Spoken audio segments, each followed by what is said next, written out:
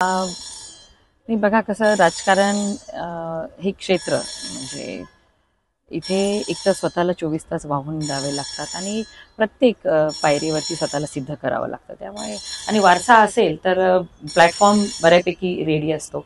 त्यामुळे सोपं जातं ह्या क्षेत्रामध्ये यश मिळवायला किंवा एंट्री सोपी जाते.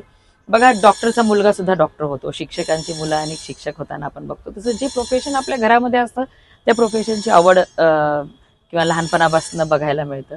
आणि माझ्या घरामध्ये कार्यकर्त्यांनाही वाटतं की घरातलंच पाहिजे, आपल्या नेत्याच्या घरातलंच कोणीतरी आलं पाहिजे, दुसऱ्या एखाद्याला आपण तयार कर. माझ्या बाबांची इच्छा होती की माझ्या कुटुंबातल्या व्यक्तीपेक्षा मी दुसऱ्या कुणाला तरी आमदार जिंतूरचा बनवू, परंतु कार्यकर्त्यांनी पण ऍक्सेप्ट केलं पाहिजे. मी बोर्डीकरांची मुलगी जरी असले तरी मी 2011 पासनं माझ्या जिल्ह्यामध्ये माझ्या मतदारसंघामध्ये एक कार्यकर्ती म्हणून मी काम केलं. तेव्हा 2019ला मी पहिल्यांदा आमदार झाली.